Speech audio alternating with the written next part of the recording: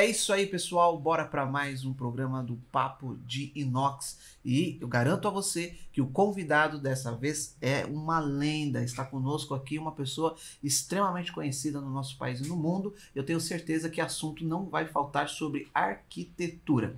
Mas antes, claro, agradecer a todos os nossos patrocinadores. Está comigo aqui o Douglas Brito, que é o meu companheiro de bancada, e ele vai falar um pouquinho sobre o último episódio que nós tivemos com a doutora Juliana, do IPT, que também deu um show aqui, uma aula, né, Claro. de corrosão, né? Isso, é muito conhecimento. Agradeço até ao IPT também, né, o Instituto de Pesquisa Tecnológica do Brasil, que nos possibilitou ter um papo extremamente enriquecedor, de muito conhecimento, que validou ainda mais a importância do aço inox estar presente, né, uma vez que é um material extremamente sustentável, extremamente vantajoso na questão de custo-benefício, porque é um material que permite aí uma vida longa, e é importante destacar que os cuidados necessários para que esse produto seja valorizado como de fato ele é, né? Então hoje nós temos aqui alguém que tem uma importância no cenário nacional e internacional,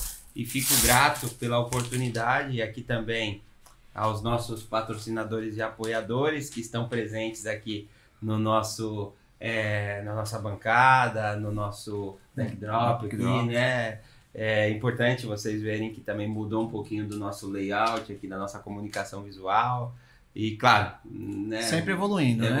Vamos falar um pouquinho sobre arquitetura, sobre a presença do aço inox na arquitetura E na arte. como um todo, né? Com certeza. E será que tem alguém que tem bagagem para falar sobre isso? Vamos ver. Será que tem história aí? E conosco neste programa ele que dispensa apresentações, muitas apresentações, né? Edu Rocha, arquiteto e artista plástico, autor de mais de 1000 projetos emblemáticos que marcaram a paisagem urbana e o imaginário coletivo do nosso país e também do mundo. Seja bem-vindo, Edu Rocha, ao Papo de Inox. Muito obrigado pelo convite, e fico muito contente de estar aqui colaborando com esse tipo de informação e principalmente com a bagagem, que nem você falou da bagagem do meu conhecimento. Geralmente quando eu viajo com excesso de bagagem. Então, Boa. É bem isso mesmo. então, em matéria de excesso de bagagem, você falou quanto tempo demora aqui esse papo nosso? Mais ou menos 1 hora, 1h30, depende da sua bagagem. Eu acho que de repente a gente pode ficar até uns 2, 3 dias conversando. Assunto não vai faltar. Você me deu água, não me deu um vinho, tal. Se desse o vinho, aí a gente ia prolongando bom saber, pouco mais, né? Tá vendo? Porque vinho é importantíssimo. Você concorda, não? Concordo. Porque vinho, se não fosse bom, Jesus não teria transformado água em vinho. Com Tinha certeza. feito pinga, uísque, cerveja, Cachaça. tá certo? Mas teria feito alguma coisa melhor, tá certo? Ou alguma coisa diferente. Não Mas não melhor, pode ser porque qualquer vinho, Ele fez né? a melhor coisa, tá certo? Mas vamos lá, vamos para E a primeira pergunta que eu tenho pra gente abrir esse bate-papo aqui, o Papo de Inox, né? É quem é o Edu Rocha antes de ser Edu Rocha, né? Extremamente conhecido, famoso, com diversos projetos fantásticos, né? Se é que existe alguma palavra que a gente possa descrever, né? O tamanho dos seus projetos, mas quem é ele? Quem é esse Edu Rocha antes de realmente se tornar o Edu Rocha como nós conhecemos? Acho que você está fazendo a pergunta mais complicada do mundo, tá certo? Porque você não tem uma percepção muito clara de como você veio e como você se transforma, tá?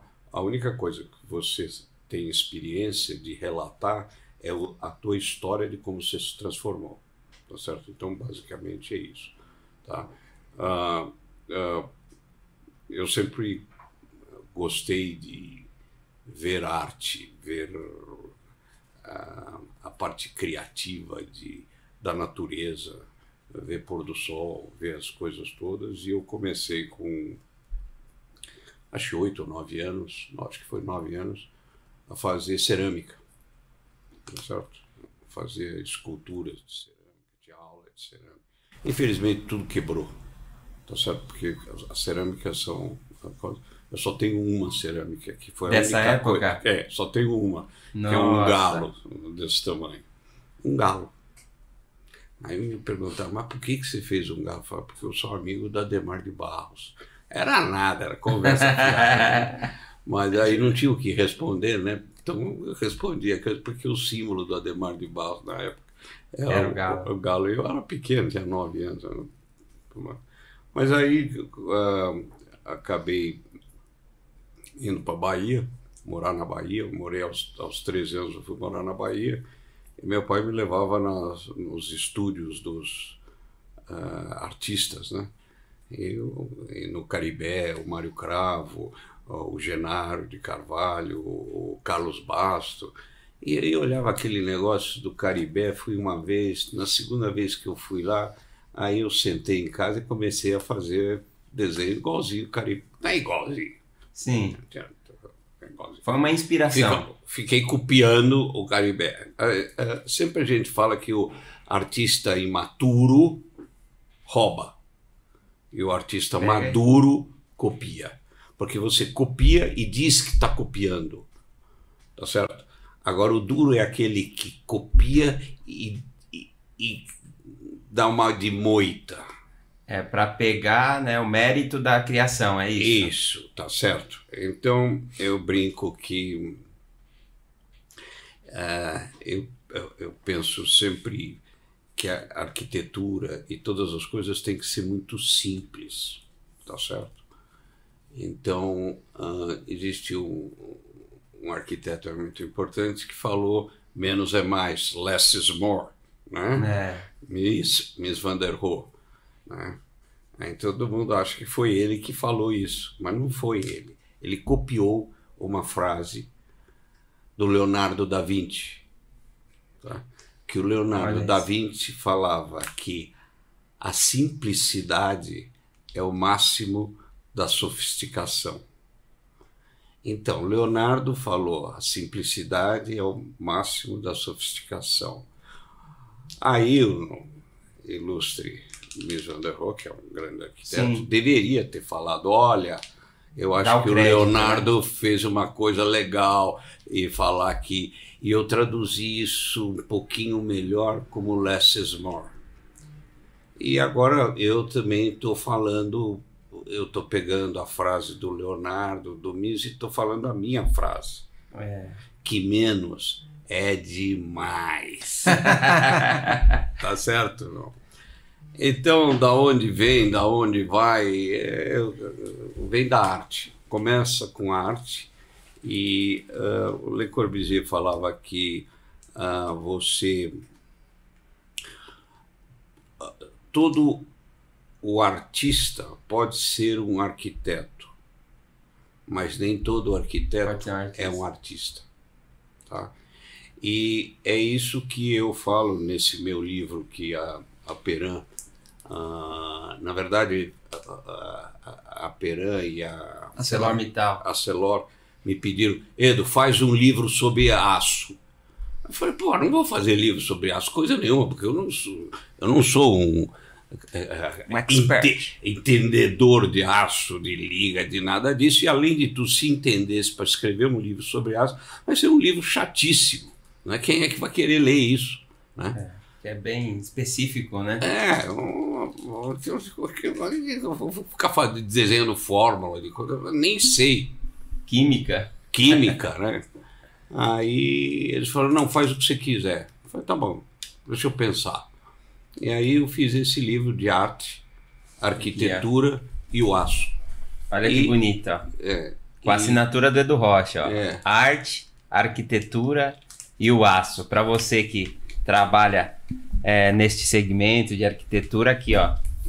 Uma baita criação, um baita conteúdo. Agora, vale a pena, viu? A coisa mais engraçada, né? O livro aqui estava assim, vamos fazer inglês e português. Eu acho chato aquele negócio de você ler português e depois ler inglês, ler português e depois ler inglês. No final, você não sabe o que você está lendo de um lado e do outro. Então, o livro é assim, aqui você abre, é tudo... aqui é português, tá certo? Sim, aqui você tem uma escada, né? E aí, quando você abre aqui, ele é todo em inglês. Isso aí é mágica, né? Não, é 2 em 1, né? Peraí, É cara. um pequeno detalhe que faz toda a diferença. Então, é um pequeno detalhe. Como que é esse tombo aí? Faz de novo esse tombo aí. Aqui. Olha lá. É todo. Mas isso aí tem a presença da arquitetura, inglês. não é? Aqui tem a invenção, né? E aqui é todo ele em português.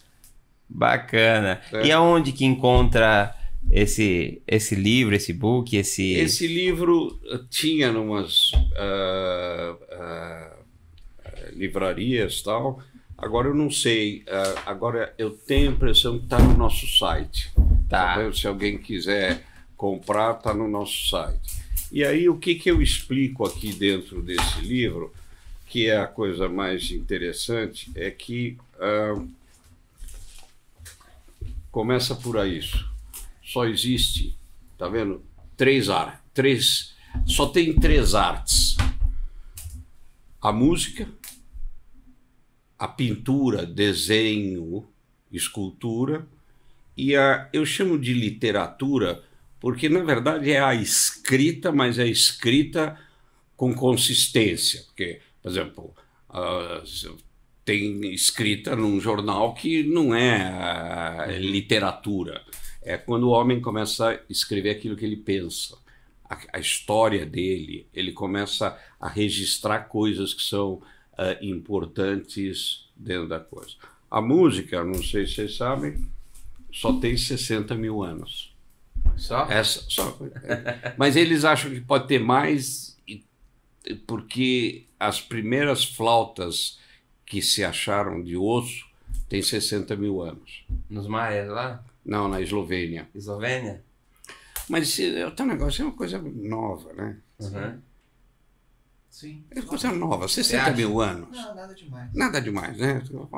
Então existe um processo criativo, artístico, o homem, a primeira manifestação artística de emoção, de transmissão da emoção, feita pelo homem, foi através da música. Tá certo? Desde bater, cantar, sentimentos. E eu falo disso porque aparece aqui também que você falou de sentimento e nesse aspecto é assim que você entende arte. É o pensamento, a emoção, o sentimento, que é o teu coração, e a sensação, que é o ato de fazer. Então, a mão, tal. Toda vez que você, mesmo que você seja canhoto, você usa o braço direito para expressar uma sensação. E a sua concepção de arte, ela mudou ao longo dos anos? Sim, ela evoluiu uma barbaridade. Ela evoluiu, apesar do... É uma coisa muito curiosa. Ela evolui, mas ela sempre tem um eixo, tá certo? Uma coisa é ter o eixo, outra coisa é ter a repetição. Tem muito artista que faz 2 quadros e depois começa a vender, e aí ele passa o resto da vida fazendo 2 quadros. É só conhecido por aqueles quadros. E ele repete, porque ele vai fazendo a mesma coisa o tempo todo, um pouco diferente, mas basicamente é a mesma história. A essência é a mesma. Aí você tem a arte propriamente dito, que a Caverna de Lascaux, para mim, é a referência. São 36 mil anos, onde nessa caverna você tem perspectiva, cor e movimento. Os egípcios, isso aqui é 36 mil anos, os egípcios, muito tempo depois, não conseguiam fazer isso, tá certo? Então, esse aqui devia ser um Leonardo da Vinci perdido na época no sul da França, entendeu? Porque se você entra na Caverna de Lascaux, no site, a beleza, e num lugar sem luz. Rústico, né? Mas ele esculpiu? Como não, foi isso? Era pintura com cor. E como é que faz a cor? Então, ele devia pegar a terra, devia pegar, misturar coisas de, vamos dizer, pigmentos, de, sei lá. Como é que ele chegou, né, nessas conclusões? Então, é muito bonito. E depois a literatura. Tá? Então, são esse tripé que segura a criatividade humana. E a arquitetura, por isso você vê de onde vem, a arquitetura, na verdade, é o que o pessoal às vezes fica meio pé da vida comigo, mas eu falo isso porque é assim. A arquitetura, a moda, a fotografia, o cinema, o teatro, o design, tudo é eu chamo de arte aplicada. Ela é uma arte que tem uma função, ela serve para alguma coisa, tá certo? Tem que ter propósito a arte. Tem que ter uma função, tá certo? Quer dizer, a cadeira que você está sentada, ela é assim, ela é cômoda, de que é design, porque ela tem uma função. A arquitetura é a mesma coisa. Então, na hora que a gente fala sobre o Allianz Parque, que o Paul McCartney diz que é o lugar melhor que ele fechou na vida, é que eu basicamente acertei vamos dizer, o aspecto da arquitetura para ele ser uma coisa confortável e que crie emoção nas pessoas. Ah, entendi. Você entendeu a necessidade que se fazia para desenvolver esse projeto. Opa, tá criando para causar o que nas pessoas, né? Muitas vezes você fala, bom, mas é isto que é a intenção? Não. Muitas vezes ela é intuitiva, ela acontece, você vai moldando e vai começando. É que nem moldar uma escultura, é que nem começar uma escultura, mas não é uma arte.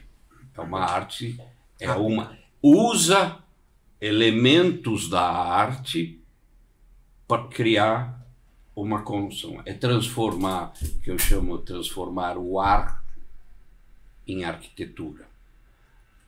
Você começa a partir de alguma ideia. Você usa os elementos que tem à disposição para criar uma arte que vai ser... Então, recentemente eu vi uma exposição na Europa muito interessante, que é uma exposição onde mostrava o negócio por exemplo, aquele momento de arte, por exemplo, o impressionismo e a roupa da moda que se usava naquela época.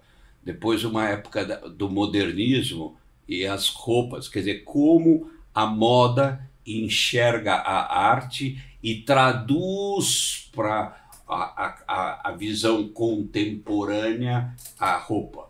Então, se você pegar a roupa no começo do século, as mulheres se vestiam com chapéus, com não sei o quê, eram flores, não sei o quê. Hoje você vê uma mulher roupa seca, tal, limpa, simples, tá certo? Ou seja, a moda, o desenho da roupa do homem, que é, na verdade, a roupa nada mais é do que uma arquitetura menor, porque ela veste, vamos dizer, eu estou falando do homem, hoje em dia nem sei muito bem se fala que adjetivo a gente usa, mas Humanidade, também, né? é o seguinte, como eu sou mais old style. A moda antiga. Moda antiga. Tá certo, a moda antiga. Sou valvular ainda, tá certo. O que acontece?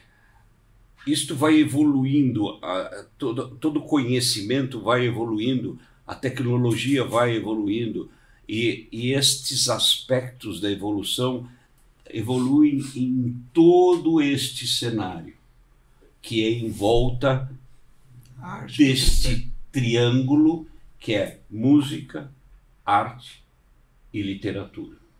Tá certo? Então é a literatura que o artista como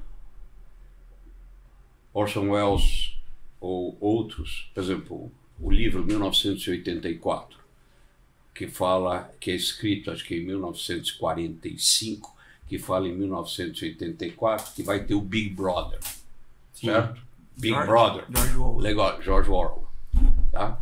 Então ele fala de coisa. O que é hoje o Big Brother?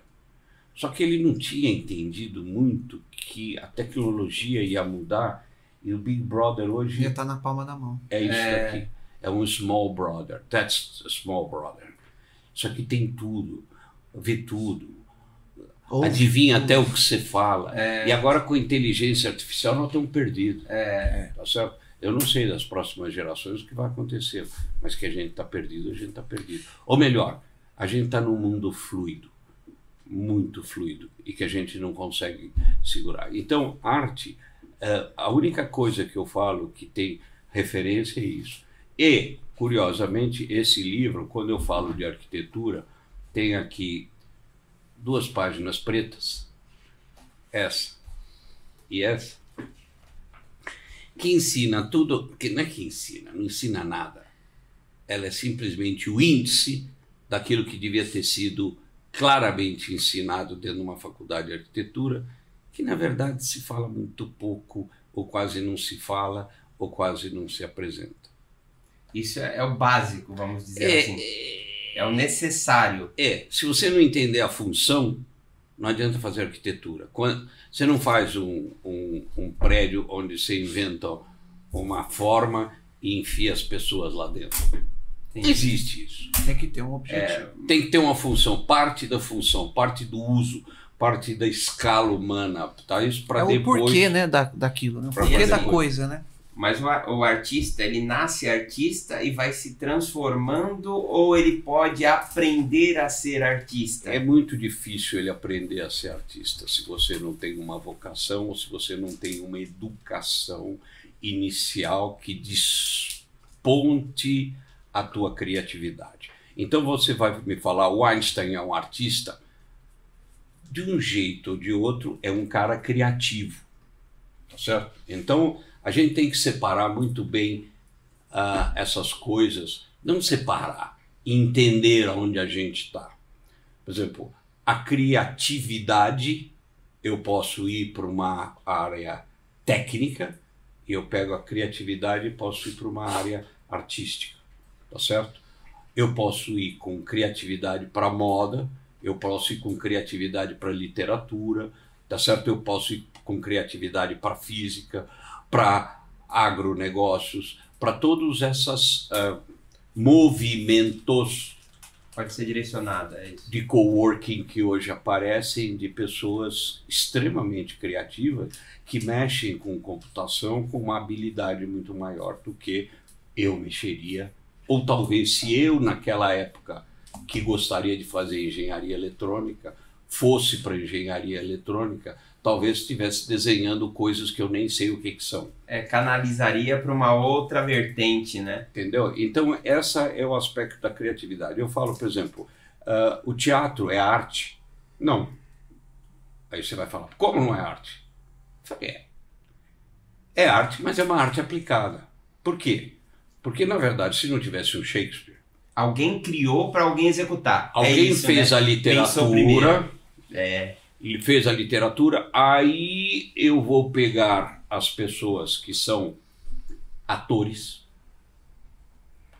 e eles vão então, através de um diretor que organiza, que é um maestro, perfeito, ele vai organizar essa bagunça e vai transformar aquele ator, vai ver se aquele ator está representando exatamente aquele papel que ele leu. Ele é o diretor é o interlocutor que sabe traduzir a visão da representação com o texto que estava escrito.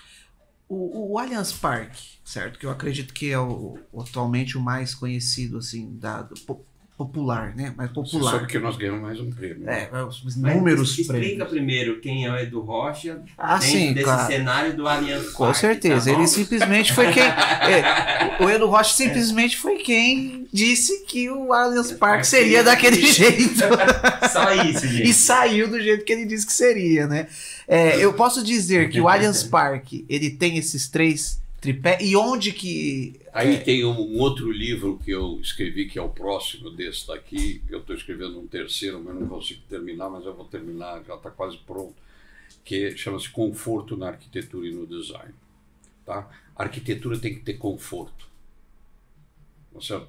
Se a arquitetura não tem conforto, ela não serve para nada. Então, como é que você pensa no conforto? O que é conforto? O conforto é Você tem os 5 sentidos. O tato, a visão, a audição, o paladar, né? Então, a partir do... a partir do momento que os teus 5 sentidos estão conectados, aguçados, né? tão percebidos, você consegue entender que você está conectado com o mundo, entre aspas, tá certo? Tanto que pessoas que têm deficiências auditivas, visuais, tal, têm uma outra percepção do mundo, tá certo? Sim. Então isso é uma realidade. E aí, a partir disso, você, quando tem todos os sentidos juntos, eu falo que você tem o 6º sentido. O que é o 6º sentido? É quando todos os teus sentidos estão ligados. É quando você está na mesa, por exemplo. Quando você está na mesa, você tem o tato, o olfato, a visão, a audição e o paladar. Tá? Então, por isso que esses momentos, estando à mesa, marcam, né? Por isso que a Você tá família conectado. reúne a mesa, tá certo? Por isso que você está... Jesus Cristo tem a última ceia, que é um símbolo da conexão entre todos os sentidos, para entrar dentro de um espírito, para uma ligação espiritual mais forte. Então, esse livro, Conforto, eu falo então sobre os sentidos, o 6º sentido, tá? Que é o sentido onde você está todo conectado, e depois você tem o 7º sentido. Aí vai falar, mas isso é científico?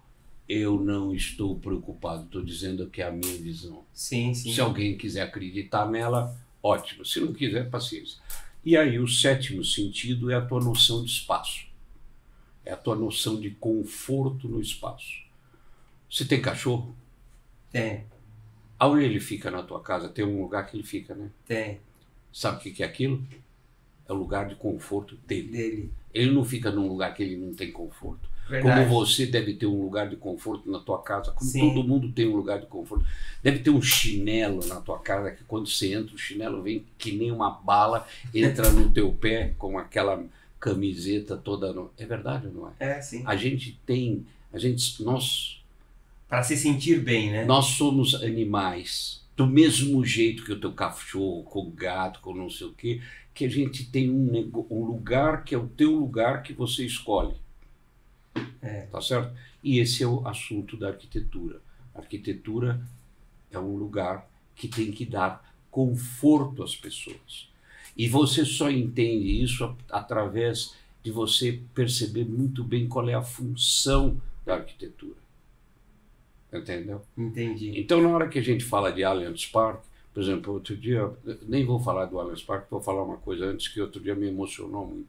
Eu tive com uma pessoa que foi presidente da Vivo, e ele falou, Edu, eu tenho que te confessar que os 8 anos mais felizes da minha vida foi trabalhando no prédio da Vivo. Ele era o presidente da Vivo. E quem projetou, quem fez aquele desenho daquele prédio tão bonito, totalmente de aço inox, polido, Então foi o Marco? Foi o Edu Rocha? Foi o Edu Rocha. Olha isso. Aquele cara. E tiveram diversos desafios. Como que você trouxe o aço inox para dentro da sua cabeça, para dentro desse cenário? Da onde você escolheu para trabalhar com aço inox? O aço inox, que nem você falou como é que eu trouxe ele para minha cabeça, vou tirar uma peça aqui de aço inox aqui da cabeça e vou botar lá. Então eu vou contar para você que, como artista plástico, e aqui na hora que eu falo sobre arte, como é que o artista usa o aço inox, tá certo? Começa aqui, olha, tá vendo?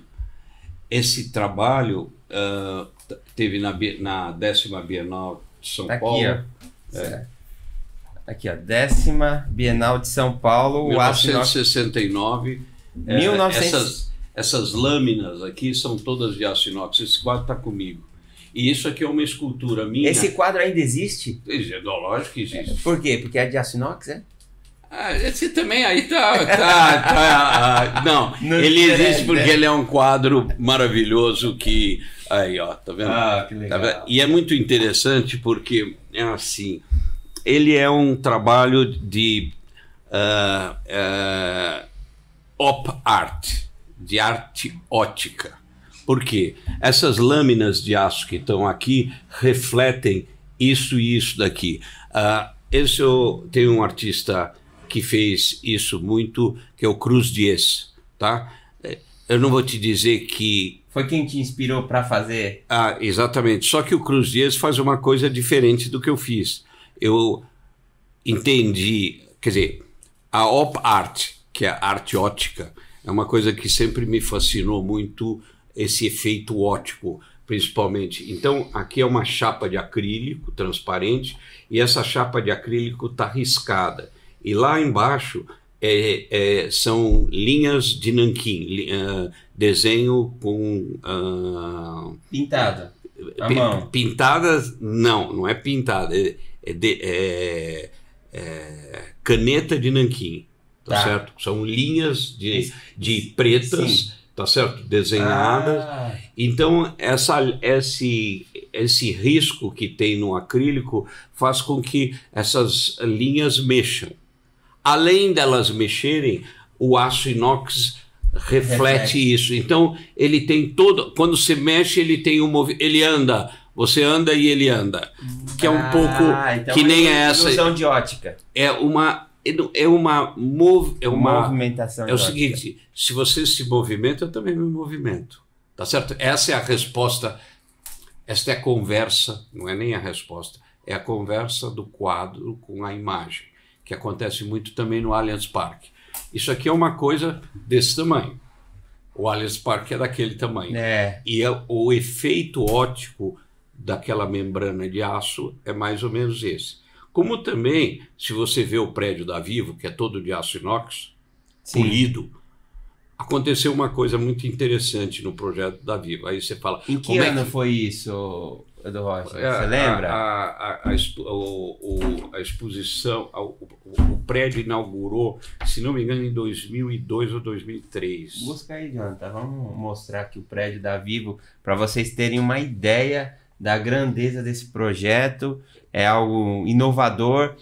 Não existia nenhum prédio... 2003. 2003, então, de aço inox no Brasil, né? Não existia, né? Então, tá vendo, você viu. Então foi uma coisa muito interessante, porque eu fiz o projeto, era telespe celular.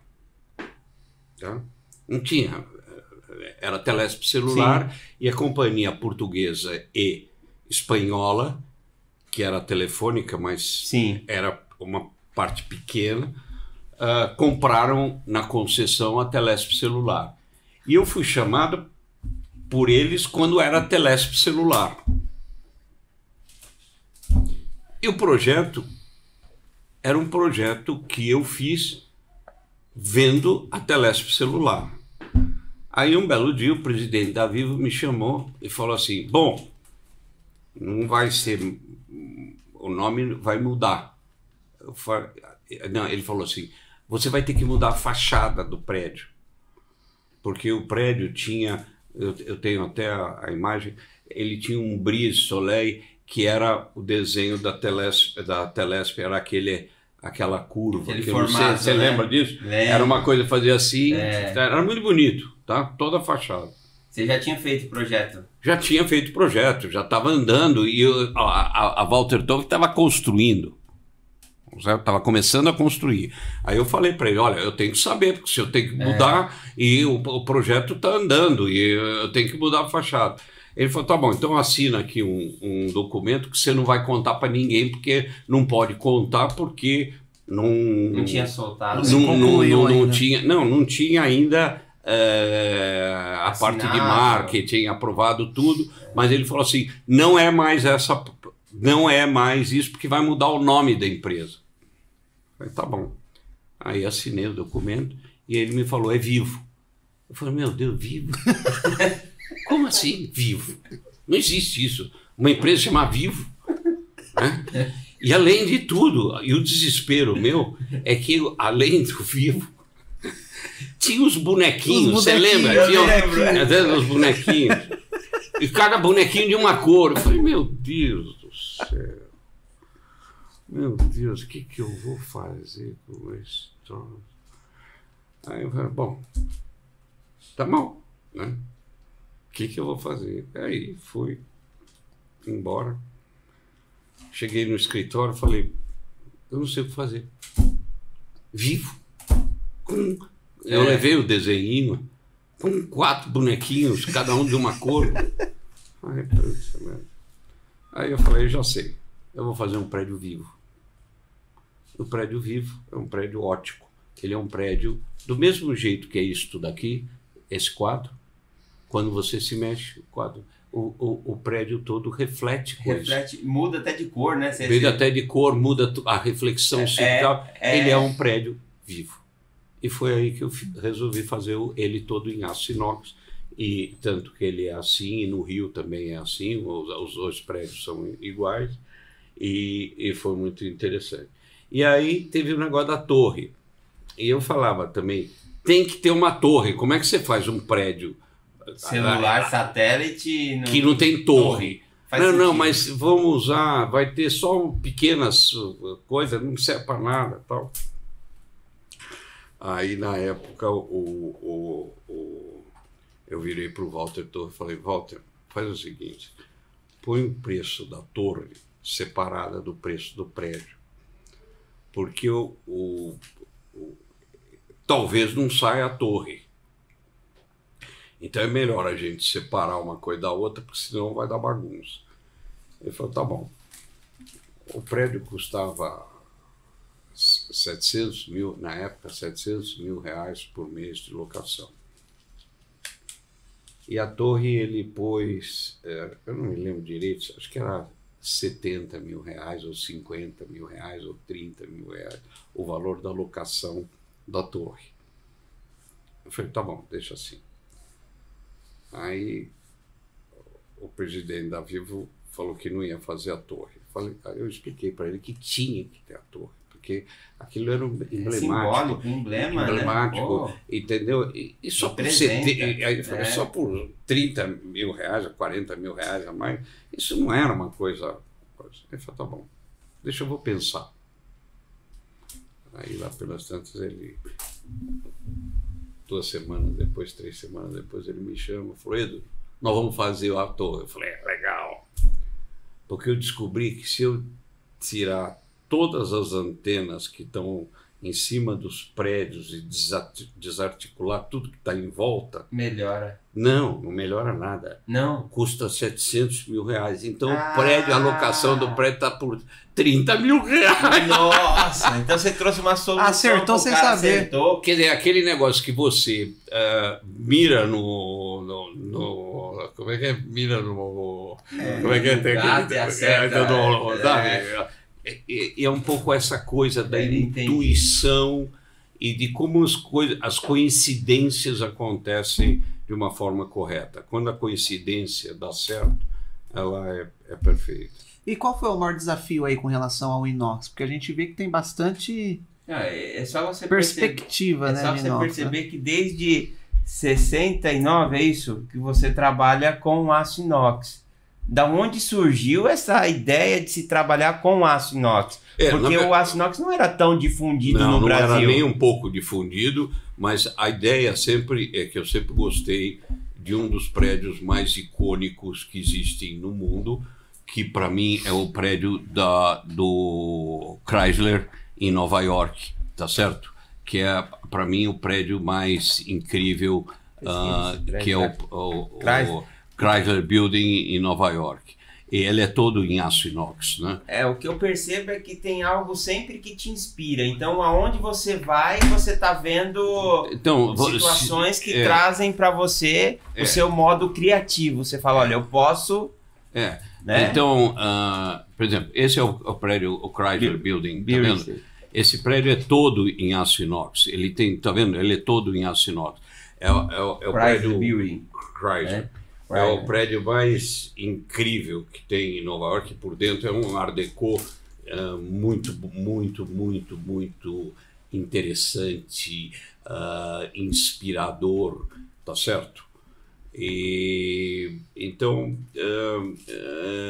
quando eu pensei nesse projeto e mudar o acabamento, uma das ideias era usar titânio, mas titânio não tinha o brilho, tanto que eu vi muito porque eu estava fazendo o trabalho estava fazendo a sede da Globo aqui na Marginal, esse é tudo de aço inox. E eu fui para Barcelona para ver o Guggenheim de Barcelona, o titânio, né? E isso para Globo, não para Vivo, tá certo? Eu tinha pensado para Vivo que o Brise Soleil podia ser de titânio, tá burrice, né? E aí eu fui para Barcelona para ver o prédio do Guggenheim de Barcelona, que é o projeto do Frank Gehry. E eu olhei aquele coisa e falei, não vou usar esse material porque o titânio estava todo manchado. Tá? Então você bateu o olho e falou, não. Não é isso, não é isso. É sentimento, né? Não, de cara, você olha o negócio e fala assim, não é esse acabamento. Aí, quando eu tive que fazer o prédio vivo, foi aí que eu falei, vou usar aço inox polido. Porque eu tenho uns outros 2 trabalhos também, 2 esculturas que eu uso aço inox, também dessa época de 1969, que não está aqui. Tá? E eu falei, vou usar aço inox. E aí, como é que o trabalho do aço inox está? Se você voltar à imagem do aço inox, eu vou te mostrar como é que... Da Vivo? Vai ver da Vivo, volta Vivo. Tá vendo? Aqui tem uma garra, aqui no meio tem outra garra e aqui na outra ponta tem outra garra e a placa encaixa nessa garra. Só isso.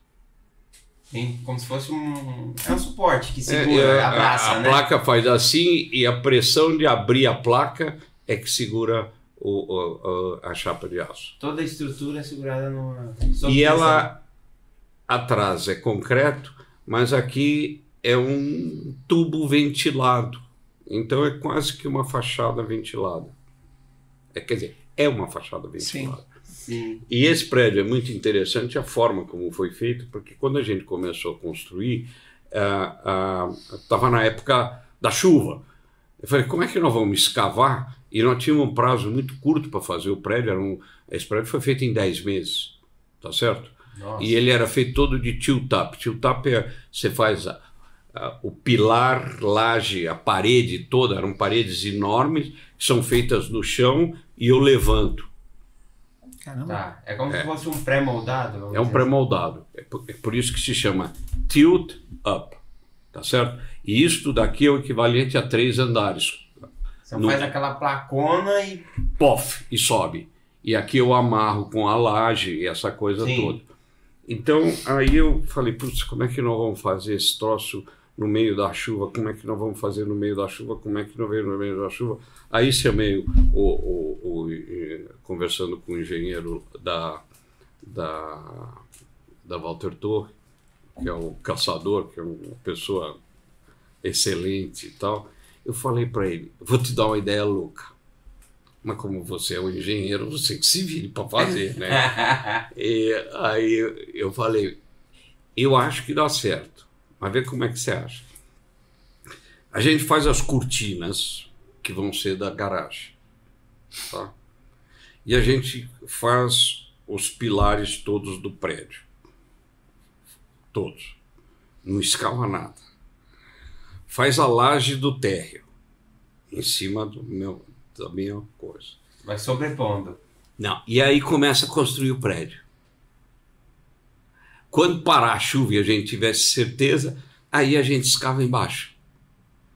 Então o prédio começou ao contrário. O prédio não começou pela fundação, né? Não começou pela escavação. Escavação. Nós fizemos uma fundação sem escavar. Entendi.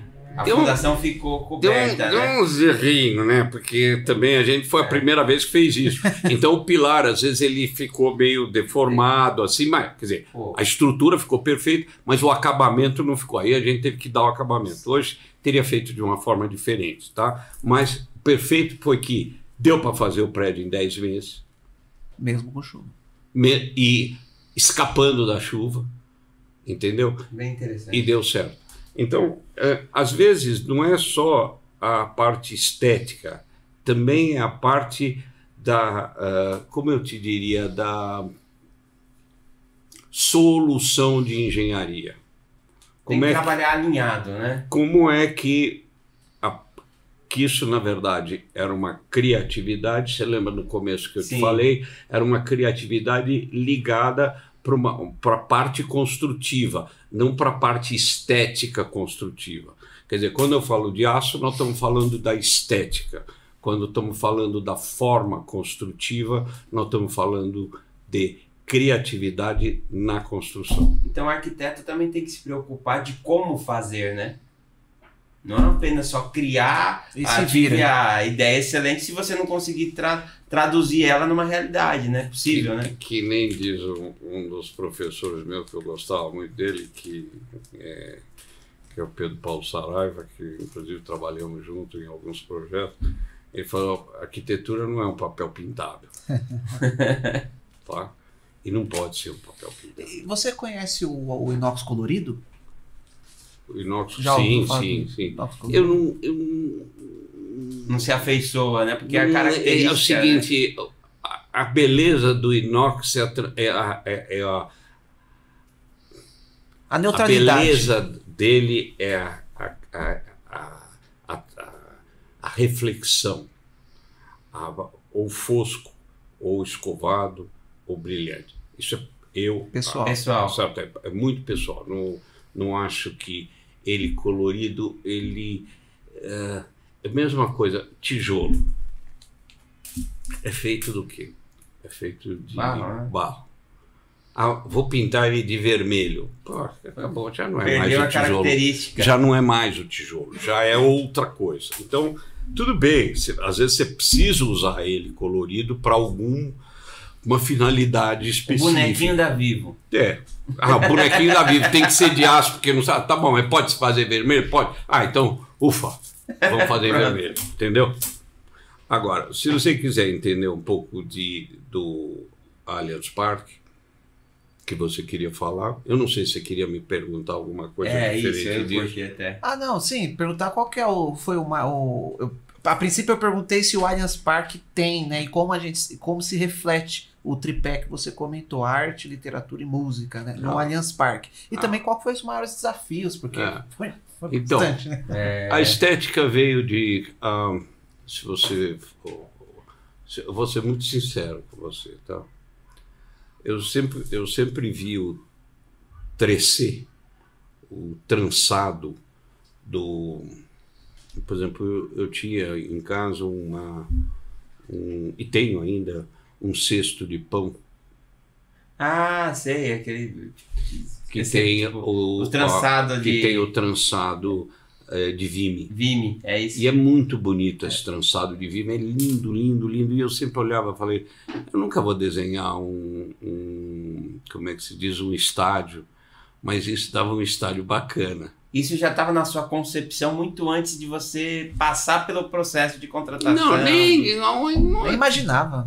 40 anos atrás, 30 anos atrás, sei lá, entendeu? Então é o seguinte, a imagem... Estava na tua cabeça? Estava na cabeça. E aí quando veio esse negócio de fazer a fachada, né? Quer dizer, veio a preocupação de fazer a fachada, eu falei, sabe de uma coisa? Por que eu não faço trançado? Vamos fazer o trançado. Mas vamos fazer o trançado do quê? Vamos fazer o trançado de alumínio? Não. Putz, vai dar uma bobagem se fizer de alumínio, não sei o quê, vamos fazer de aço inox. Aí eu fui para o Chile, na Hunter Douglas, para a gente ver, porque isso aqui é uma lâmina que vem desde aqui de cima até embaixo. É uma lâmina só. Tá? E ela é tracionada. Esticada mesmo. Tracionada. Tração. Tá? Sim. Porque o aço você não estica. Não, tracionado. Sim. E aí eu comecei a pensar como é que eu poderia fazer com que essa membrana, tá certo? pudesse... Como é que eu tinha certeza que essa membrana ia ser acústica? Porque se ela fosse inteira fechada, ela não seria acústica. Agora, eu fiquei pensando como é que eu ia fazer, e aí logo me apareceu a ideia dela ser toda perfurada. Essa perfuração são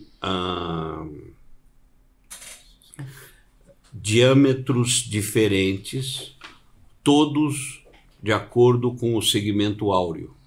E as distâncias disto para cada uma dessas também são através do segmento áureo, as larguras das lâminas também. Então você teve que desenvolver todo esse conhecimento? Todo, e desenhei a furação toda. Por que isso? Porque o som, quando atravessa por diferentes... passagens, vamos dizer assim. Diferentes diâmetros, ele cria uma sonoridade? Não, ele cria uma, como se diz, a frequência que passou por esse buraco e passou por aquele buraco, passou por aquele buraco, se misturam e formam uma nova frequência que faz com que o som não fique compreendido. Então, além de tudo, aí juntou uma coisa com a outra. Essas lâminas, elas pulsam e absorvem, é uma coisa. E o que passa, tanto pelas laterais como pelos buracos, é outra. Faz que é o barulho da cidade, mais ou menos é isso. Então, tem moradores aqui em volta que falam, tem show aí, a gente praticamente não escuta nada, porque não é que você não escuta, você não pode compreender. Ah, entendi. E isso foi muito bem pensado, analisado, projetado. Isso. E obviamente existe o som, mas ele se mistura ao som da cidade. E é outro negócio. A acústica tem uns problemas. Quer dizer, você acha que tá tudo certo, aí você faz dá tudo errado. Entendeu? Agora, às vezes você... Por exemplo, toda a parte de acústica, eu falo que são várias etapas. Não adianta você querer achar que... Por exemplo, agora mesmo eu tenho uma escola que eu fiz que não tem porta. A escola não tem porta. E não interfere. O som de uma sala não vai. Só quando a turma sai numa berraria lá porque aconteceu qualquer coisa, que aí você escuta um pouco. Mas você anda no corredor passando de uma sala para outra. Tem bloqueio de som? Não, tem. Acusticamente está tratado. Um pouquinho daquilo que eu conheço, né? Mas só um pouquinho. Aí essa lâmina que está aqui, que é a cobertura, né?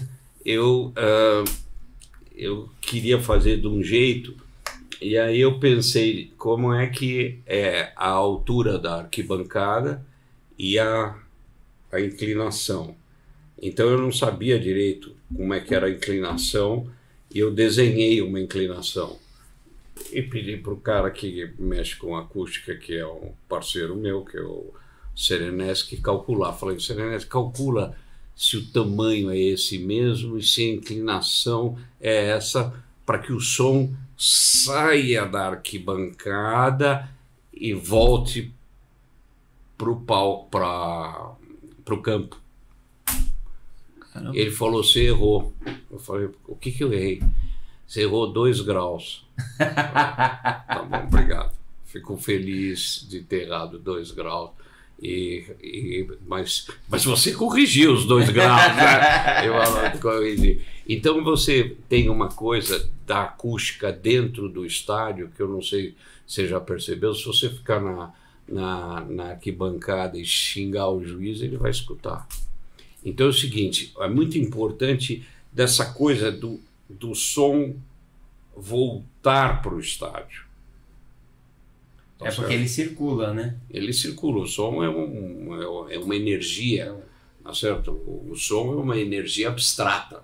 Estou falando, você está vendo as palavras? Não, mas você E consegue eu, na verdade, perceber. isso é um som É. e que você traduz através do ouvido e te traduz através do teu corpo. Aí você fala, como assim? É muito simples. Você já pega um copo d'água transparente e vai para uma discoteca. Você vê ele vibrando, né? Você vai ver ele vibrando. Quanto de água você tem? 70%? Seu Teu corpo vibra. sente, teu corpo escuta. Entendeu? É bem interessante. E aí essa fachada toda, ela na tipologia do aço 444, você teve que ter uma consultoria para poder Isso. ter Qual é o aço que a gente vai usar? Ah, vamos usar isso. Então, aí eu consegui com a Peran, a gente desenvolveu, achar o aço certo, tá certo? Porque aí é responsabilidade da Peran, não minha. Porque eu não qual é o aço? É o 440, 454? Eu não sei, entendeu? Mas eu entendo de ar-condicionado, eu entendo de fundação, eu entendo de tudo que você pode imaginar, de acústica, de elétrica, mas eu não sou o que calcula, tá certo? Porque é muito diferente. Eu chego para ar-condicionado e falo tudo que está errado no projeto de ar-condicionado, mas eu não sei calcular. Eu sei o que está certo e o que está errado. Sim. Porque é uma questão que eu estudei, mas não eu sei calcular, eu não me atrevo a calcular. Entendeu? Entendi. Aí precisa ter um consultor técnico especializado para a aplicação do material correto que você deseja. Bom, vai ficar exposto, vai ficar sujeito a intempéries, ele tem que ter uma vida longa, ele não vai ter nenhum tipo de tratamento posterior à aplicação. E qual você a função, não quer que tenha manutenção. 10 anos depois foram fazer o levantamento. Nos Estados Unidos fazem muito isso, no Brasil não faz, porque ninguém tem essa coisa, é o que chama de comissionamento, né? Olha, eu fiz o projeto, daqui a alguns anos, ou um ano depois, ou 2 anos depois, você vai para checar se aquilo está em ordem, daqui a 3, 4 anos depois você vai para checar se aquilo está em ordem, chama-se comissionamento, é checar se as coisas que foram feitas estão dando certo. É que nem você compra um carro e vai fazer revisão, né? Sim, sim. É revisão, tá certo? Tem que fazer a revisão? Tem. Depois de quantos quilômetros? Não sei. Depois de quantos anos? E é essa a ideia do comissionamento que também tem que ser feito na arquitetura. É também quando você faz check-up. Você faz check-up de saúde, então você fazer check-up na arquitetura também é a mesma coisa. Só que no Brasil não tem muita essa tradição. Entendeu? Isso é uma cultura, né? É uma cultura de você manter o prédio em ordem, né? Entendeu? E que, na verdade, a maior parte dos facilities dos prédios deveriam fazer. Tinha que ter esse olhar, né, para poder garantir que vai estar em boas condições, ainda mais quando envolve uma capacidade de público tão alta, né? Então você tem que ter essa comodidade, esse conforto para quem está lá, né? Por exemplo, coisas que aconteceram de manutenção. Tem um prédio em São Paulo, tinha 12 geradores. Aí, alguns anos atrás, deu um apagão. Começaram a ligar os geradores, porque nunca desligavam os geradores. Conclusão, os 12 não funcionaram. Rio Grande do Sul, os comportas. Não fizeram manutenção, não fizeram... Tragédia, né? Tem que ligar... Como é que tem? Tem que ligar a comporta todo dia. Não. Toda semana. Tá bom, toda semana. Tá certo? Então é isto. Quer dizer, tem que ter manutenção. E por uma questão econômica ou de desleixo ou de falta de qualidade, não fazem. E aí é por isso que as coisas acontecem do jeito que está. Ninguém vai ver se o viaduto que caiu outro dia em Belo Horizonte estava com risco de fazer isso. Mas sabe o que acontece? É porque lá no viaduto a estrutura dele não era em aço inox. Porque se fosse em aço inox não caía. Por exemplo, a gente está falando do Allianz Parque, 10 anos sem manutenção. Você chega lá, está na mesma condição da inicial. Então, ou seja, a especificação correta do material garante a ele vida longa, baixa manutenção. O prédio da Vivo não precisa lavar. Olha lá, autolavado. Tá desde 2003, você vai olhar lá agora, podia dar uma lavadinha, né? Mas não é não é o problema. E tem mais algum grande projeto que você fez com o aço inox? Bom, eu uso muito aço. E, por exemplo, a própria escada da Vivo aí, que é a escada do prédio do Santander, que é todo de aço inox. Isso. Tá certo? Eu gosto aqui, muito ó, de capa. usar o que é a capa do livro, né? Que bonito.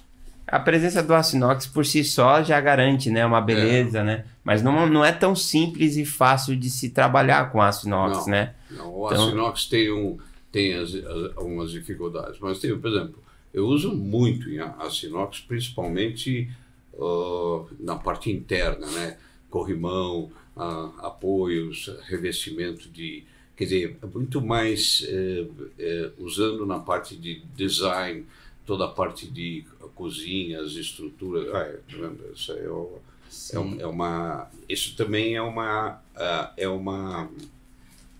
desenho óptico, porque quando você anda, todas essas lâminas mudam de lugar e elas realmente é uma mágica, integração. ela É vivo. É vivo. Ela se movimenta, vamos dizer assim. Que é o op art, que é a arte ótica. E quais os maiores desafios para trabalhar com inox assim dentro da Que você encontrou. arquitetura assim, que você encontrou? Eu não sei se existe desafio, porque talvez eu entenda como usar o aço inox de uma forma mais intuitiva, espontânea, porque é aquele negócio, quando você gosta do material, é muito fácil você usar ele direito. Quando você não sabe, aí você usa ele errado. Então, sabe, com acabamento, quantas vezes já desenhei batente de porta feito de aço inox. Tá certo? Acho que eu fui o primeiro a usar isso em projetos que eu fiz, entendeu? Mas por quê? Porque é assim, entendeu? Desde o uso na arte. Sim. Tá certo? Você iniciou usando na arte, depois você trouxe para os seus projetos. Entendendo como que usar. usa, você não vai usar ele erradamente. Entendeu? E se você já conheceu o galo de inox aqui, ó, que foi lançado recentemente, todo feito em aço inox? Galinha, será que gosta desse? Eu tô brincando, mas é que eu não posso deixar de fazer uma piada. Eu acho interessante, mas, por exemplo, tem o Frank Gehry, que faz um peixe em Barcelona, também todo de aço. Eu acho um pouco, como eu te diria, sabe, é muito igual. Sabe como é que é? Ele podia ser um pouco mais abstrato. Sim. Entendeu o que eu tô falando? Concepção de arte abstrata. Tá? Então, você tentar reproduzir o que já é. Eu não estou criticando o aço. Eu acho a bola muito mais divertida do que o galo. Entendeu? Eu entendi. Tá igual que já existe. É isso, eu entendi. Tá? Né? Você tem que usar ele de uma forma sincera. Entendi. Tá certo? Com a sua identidade, é isso, né? Tá? Então, quer dizer, aqui eu tenho essa estrutura e ela está pendurada por esses cabos de aço, entendeu? Ela é estruturada, mas o cabo de aço dá um toque, né? o fechamento, entendeu? Bem bacana, bem bonita, né? Você percebe que é como algo inovador, vamos dizer assim. A arquitetura tá para isso, né? Para inovar, né? E quais são os materiais assim que você mais gosta de utilizar? Aço inox. Pegou aí? Deu para entender, não? Entender. Não, eu na parte de construção, eu gosto de usar as coisas de forma que valorize o próprio coisa. Então, eu faço muito construção com aço. Tá? Eu acho que a parte de alucobond, essas coisas deram uma solução interessante na arquitetura. Madeira também, eu uso muito as soluções de madeira, vidro. Agora, o importante é usar da forma correta. Da né? forma correta, né? Então, por exemplo, esse prédio que está aqui, que a gente, por exemplo, esse prédio aqui da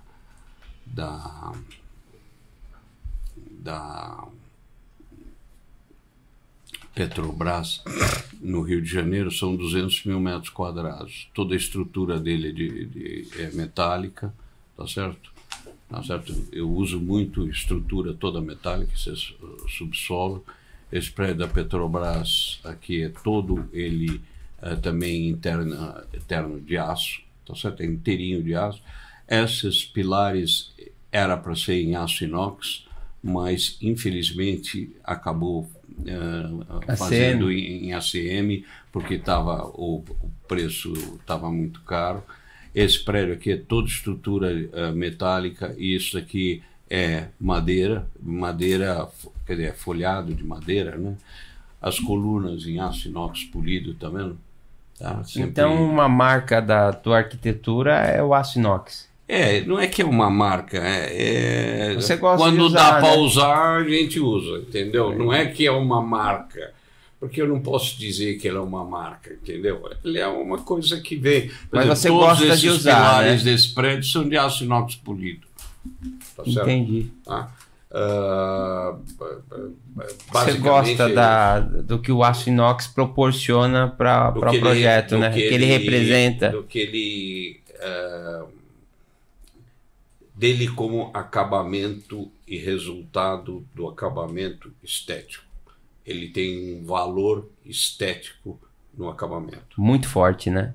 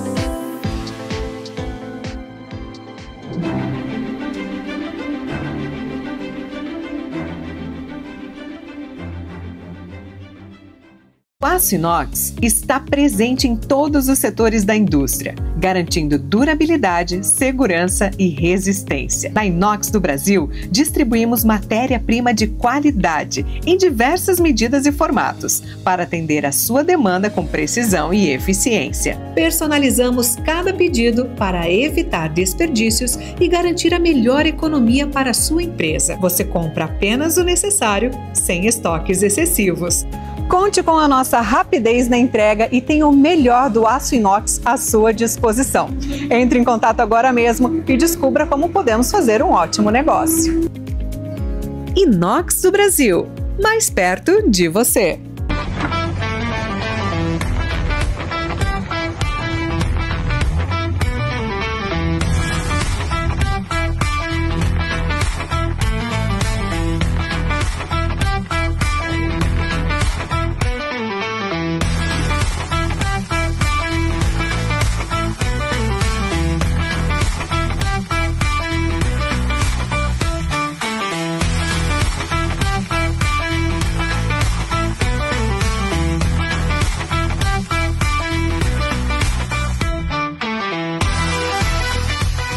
Pra gente finalizar, eu tenho duas perguntas. O que você espera deixar de legado para os futuros arquitetos que vão observar o seu trabalho, estudar o seu trabalho? E qual conselho você dá a eles? Bom, eu estou fazendo exatamente isso o ano que vem, que é uma exposição onde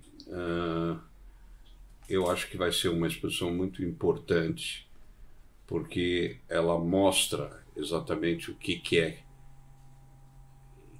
que eu fiz e que estou fazendo, e mostra como pensar na arquitetura, tá certo? Vocês vão saber oportunamente a data direitinho, e é uma exposição muito...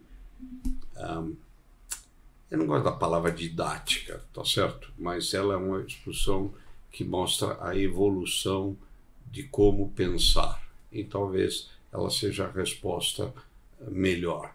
Não adianta eu te dizer qual é a resposta disso. Ela tem que ser... A verdade não pode ser dita. Ela tem que ser revelada.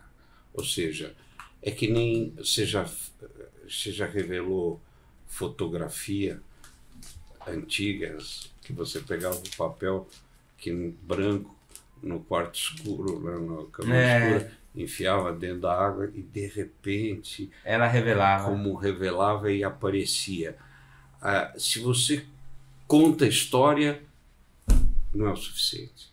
Se você começa a perceber essa coisa, é a melhor maneira. Entendeu? Entendi. Então essa é a resposta para a tua pergunta, que vai acontecer, porque é mais fácil desse jeito. E vai ser uma exposição muito importante. Vai ser aqui em São Paulo. São Paulo. São Paulo. Agora uma outra pergunta. Você ia falar duas perguntas? Só fazer uma. Não, Aí, toma. E o conselho? O conselho? Isso. Conselho, isso. Conselho. Para os arquitetos? Sim. Olha, a coisa mais importante que eu posso dizer é que a arquitetura é uma atitude criativa e estética, usando a tecnologia e principalmente respeitando o meio ambiente.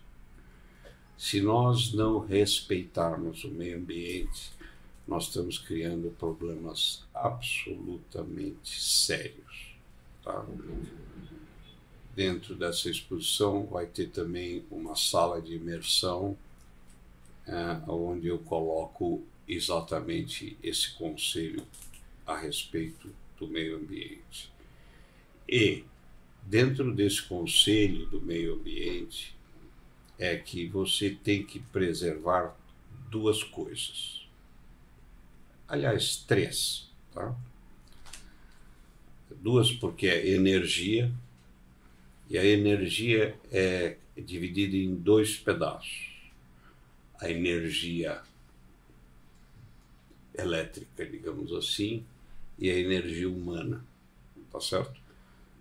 Você acorda, você tem uma energia que vai até o fim do dia. Quando chega no fim do dia, você está com a tua energia.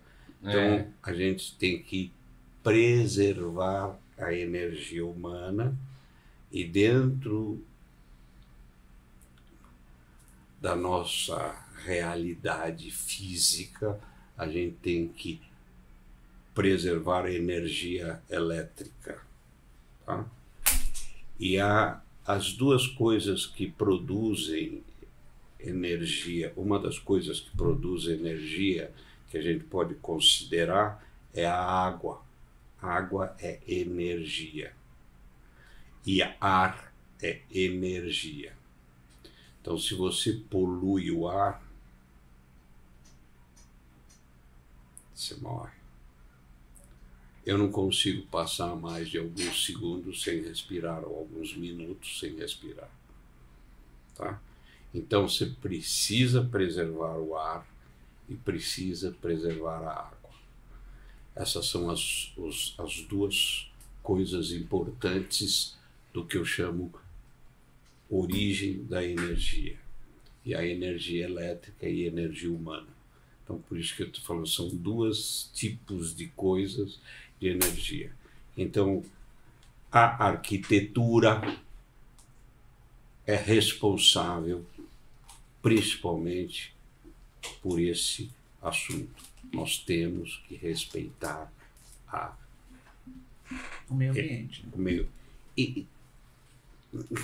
Tomar cuidado quando respeitar o meio ambiente. Tá bom, então vou fazer um prédio verde. Tá bom, então respeitar a vida, tinta verde e pinto o prédio. Não é nada disso, tá certo? Tem muita bobagem, tem muita sustentabilidade insustentável.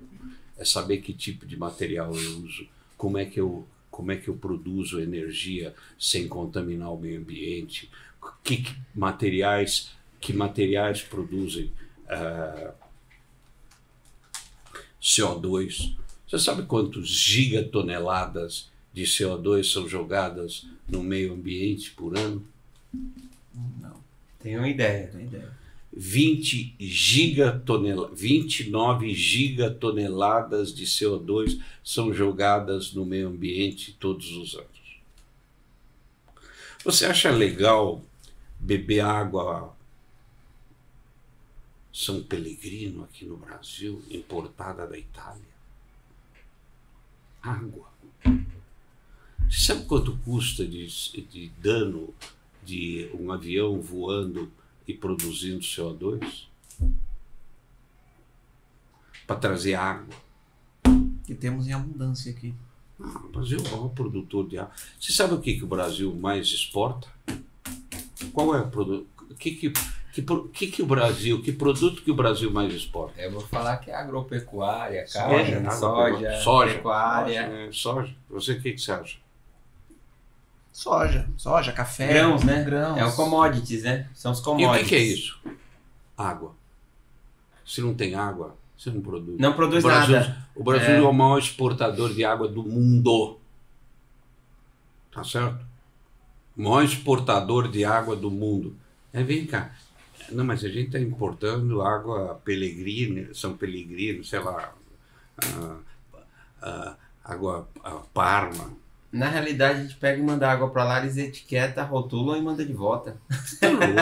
Tão loucos, entendeu? A gente tem que... Tudo bem, vai importar vinho. Não, importar vinho porque a gente não produzia direito. Mas o dia que começar a produzir vinho aqui também não...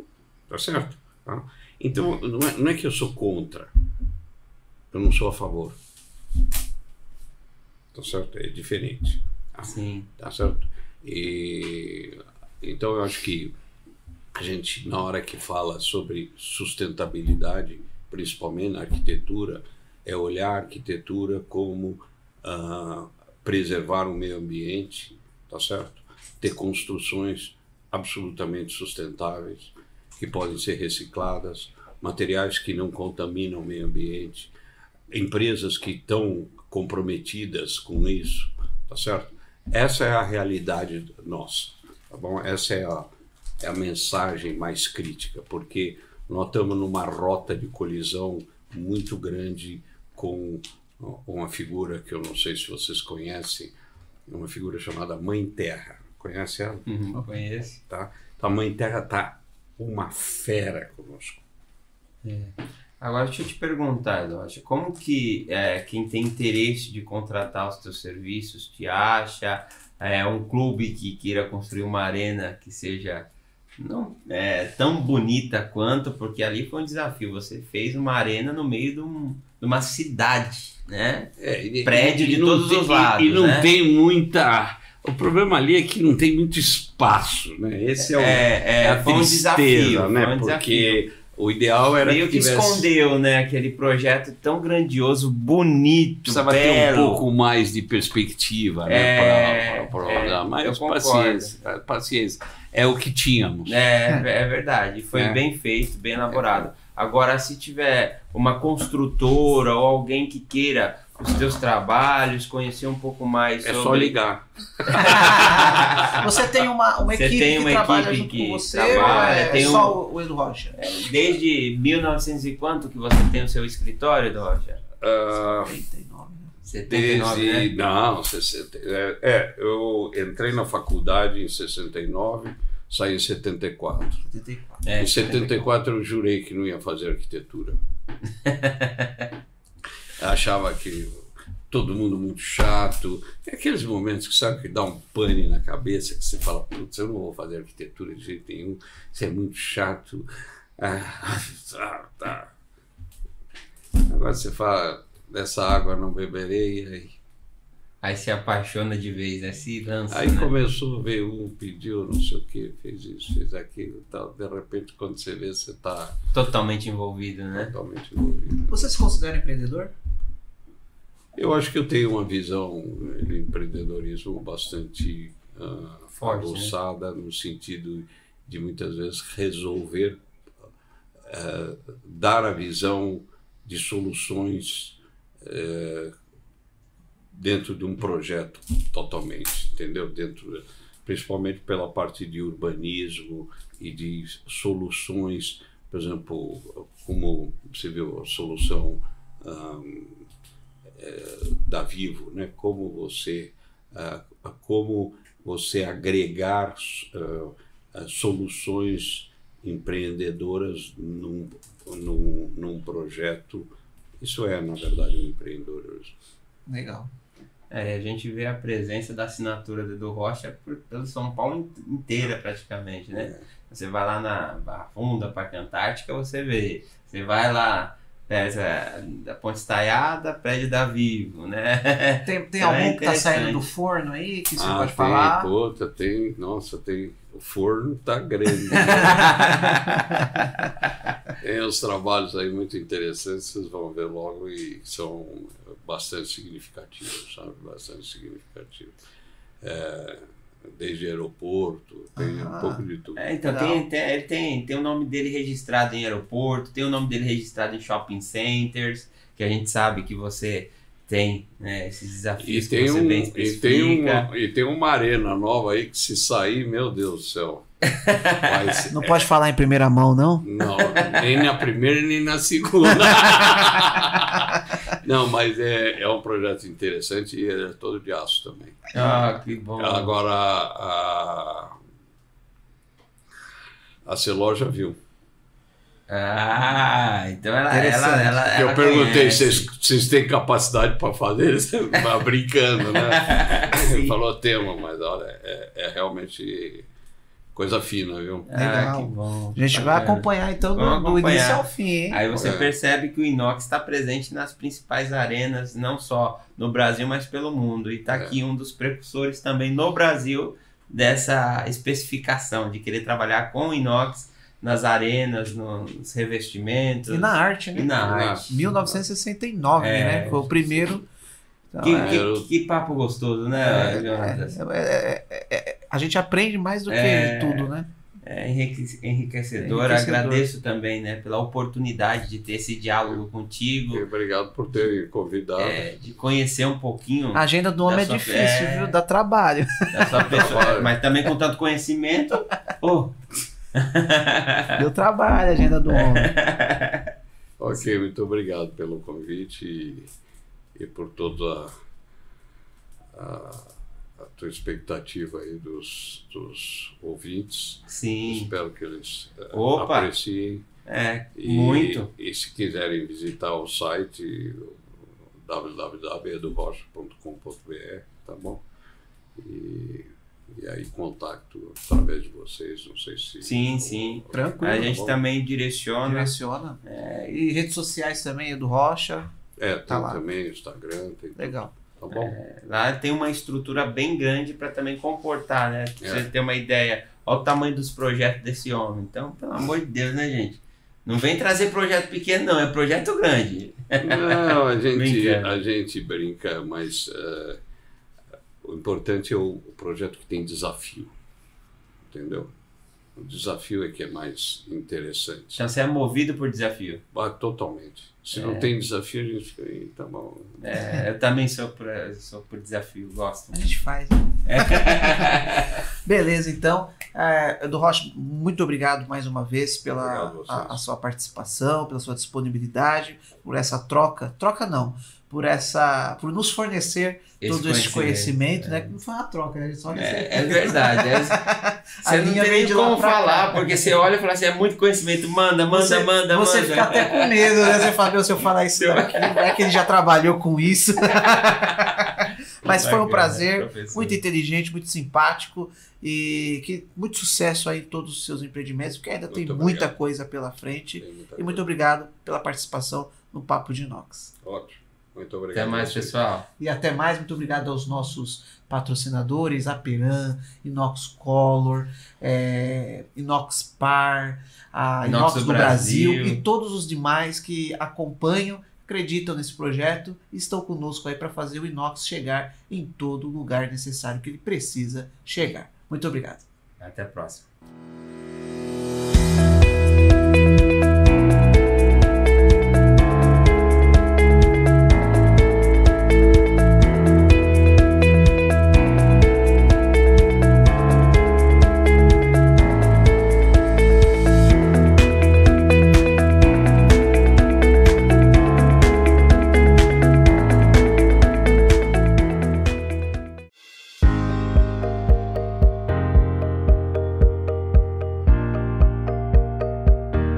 Oi, tudo bem por aí? Meu nome é Roberto Guida, sou gerente executivo na Peran, produtora global de aços inoxidáveis. Sei que o seu tempo é corrido e às vezes você não consegue se dedicar tempo que gostaria ao seu aprendizado, não é mesmo? Mas eu tenho uma boa notícia. A gente trouxe o conteúdo certo para você economizar tempo e dinheiro, porque eficiência está associada à otimização de processos. Olha só as vantagens de você conhecer, através desse curso, o aço inoxidável e começar a aplicá-lo na sua obra. É um tipo de aço praticamente livre do perigo de corrosão, é adaptável a cortes, curvas e moldagem, resistente e tem longa duração. Assista às aulas até o final para se tornar especialista no assunto e ganhar um certificado com os selos da Peran e parceiro da construção. Bom proveito!